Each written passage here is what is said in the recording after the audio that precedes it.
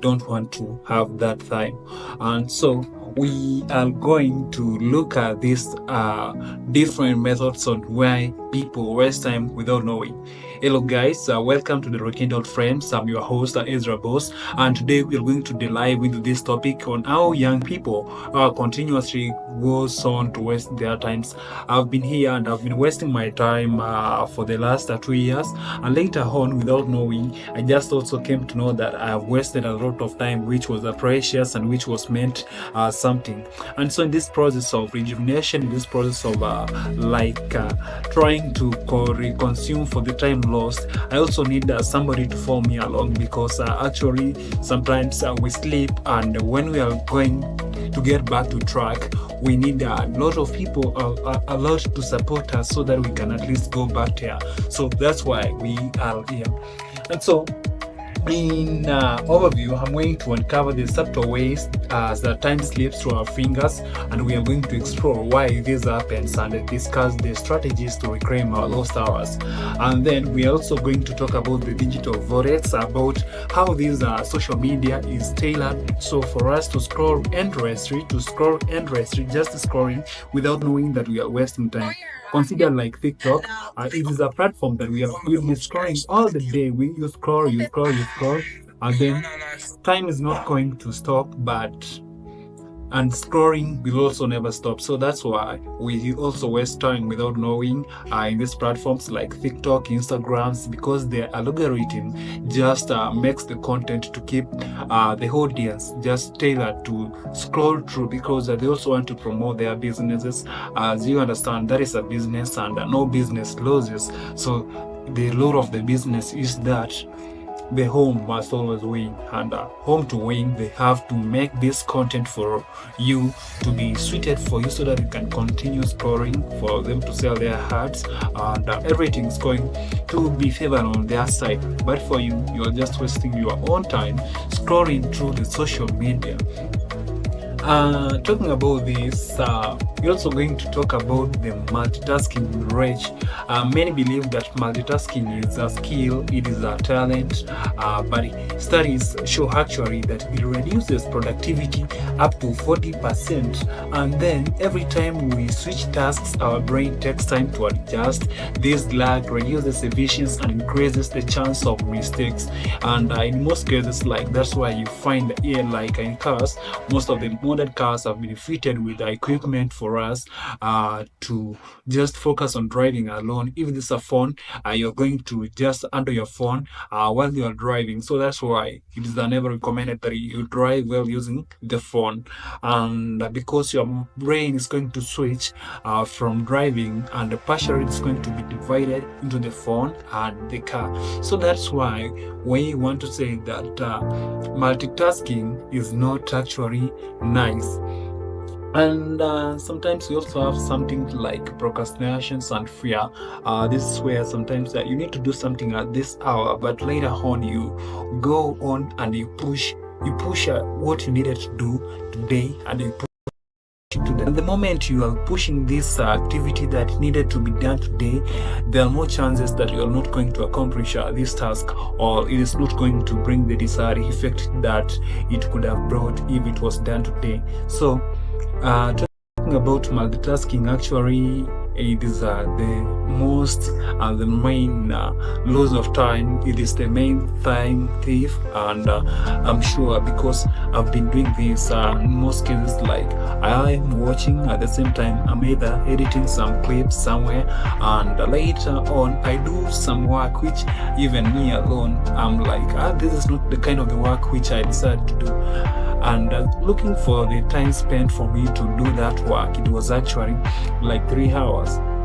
And 3 hours, which meant to produce something which at least it is of a quick caustic value. It really reduces a lot, and the moment we check the final product, we just find that it's all mess, it's all mistakes, because we actually were not taking keen interest on what we are doing. And so to talk about that, I'm really sorry, and I want to say that multitasking wasted a lot of my time, and since it wasted a lot of my time, I think and I thought that it was really nice for me to forget about this, because it is not helping me to achieve anything at all. So multitasking for me, I counted it out because it is not actually helping. And so whenever you find that something is not helping in your life, you just get rid of it and you continue on with your life. So talking about that, I'm fully aware that most of you are gonna support me that multitasking is not going to be a skill. Multitasking is going to be just a comfort zone. And talking also about something which we had discussed earlier with my friends, mostly when we were in school, most of us like consider those guys, we used to call them backbenchers. Yeah, they were in their own comfort zone, and that is the zone where even a teacher knows that if he asks a question, nobody will be in a position to do what? To give a right answer. And so in most of cases, most of us, we are in a comfort conundrum whereby we cannot like trouble ourselves to find something at all because we are just comfortable with the life we are living. And so in that case, we find ourselves missing a lot. And through this, I want to say that things are not going to work out if we are going to live in this comfort zone conundrum. And that's why I'm really sorry that we need to take care of everything which is going to happen on our ways. And through this, I'm very sure that we need to get out of our comfort zone and get our ways to work. From what I listened at some times back from the prominent speaker, and we also wrote one of the very nice books, but the book appeared to be read by his bodyguard alone. Man goes by the name Stealthy says that you can't live in a comfort zone. You can't, if you have more hair to your bubble and you make it more bouncy, you are going to stay in your comfort zone. You are not going to see anything good coming out of that, and you are going to mess at all, and most of things are not going to work out. So if you continue to live in your comfort zone, you're not going to see anything good, and you're not going to see anything bad either, because you're just comfortable. You have eaten, you are full, your stomach is full, you have done everything. You don't worry about the life which comes after the day. And through that, I understand that it is really dangerous, and most of us, we don't know. And as we know, sometimes sticking to familiar routines also prevent us from pursuing new opportunities that challenges the foster growth. Yeah. So in most cases, for me, I can say that in those bad times, I used to challenge myself because I say that I was not going to go the normal way. For example, having the same routine now and on. So, like for example, I used to get some motivational speakers telling them that maybe do this or this, but I didn't want to go with this perception which says that I should just follow what is indoctrinated in some books. And so in most cases, I used just to come up with my own doctrines, maybe of studies and of doing several other things. And so through that way, I think I also managed to work my own way out, because I was actually also not a failure.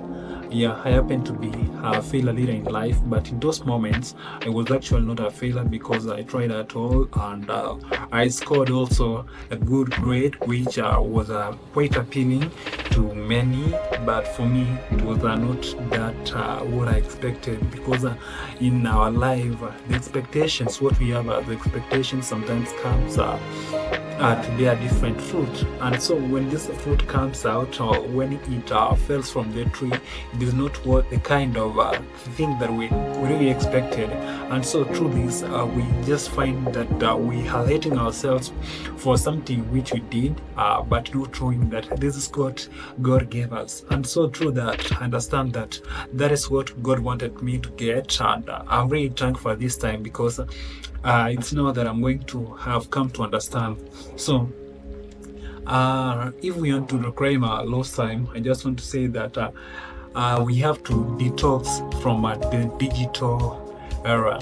So we need to make sure that we have the control of the phones of our hands. Like me personally, I want to say that I can't sleep either without this phone or without some laptop which is either powered on to the internet for me to be like updated. I want, because my life depends on that, and it has become the pattern, the norm of my life. It is a new normal. So for me to sleep without it is actually like a taboo. So that's what has killed most of us. We don't either get enough time to sleep for the brain to work well, and that's why we always keep on doing mistakes. Later on, we need to understand about the effective time management techniques like Pomodoro technique, where we work in a focused 25-minute intervals with breaks in between, can boost our productivity. Time blocking also helps us to allocate specific times for the different activities, ensuring a balanced schedule. And also we have to do mindfulness reflection, whereby practicing mindfulness can increase our awareness of about how we spend our time. Regular reflections helps identify time wasting habits and develop better strategies. Also, we need to have a set of goals which we have written down in clear, achievable goals. We break them down into smaller tasks and prioritize them. This helps us to maintain focus and avoid drifting into time-wasting activities. For example, maybe you are into a shop and later on you just find yourself in a poker shop whereby you are going to play some billiards, some pool billiards, and later on you are going to lose yourself, because each moment you are going to be beaten, you want like, I want to pay for what has happened to me, and you're going to waste a lot of time in doing so. So time is money, and time is never recovered. So talking about that, we need to keep ourselves and our minds busy.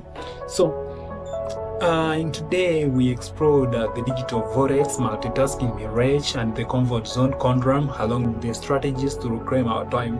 And so the final thought from me, I want to say that there's something to ponder. I like my life to change, yours to change, if you take the control of even just 1 hour each day. And I would love to hear your thoughts and strategies on managing time. Share them on social media or hashtag Rekindle Friends. It is going to be, we are going to open our Twitter channel and our Instagram channel later on in this week. And guys, please follow us there for more content and for more inspirational videos. Share them with us, because we need to value this. I'm a victim of that time wasted, and I really want a lot of people to help me. So I'm really talking about what I wish that I should have done in those moments, but I never did. So thank you for joining me in the Rekindle Friends.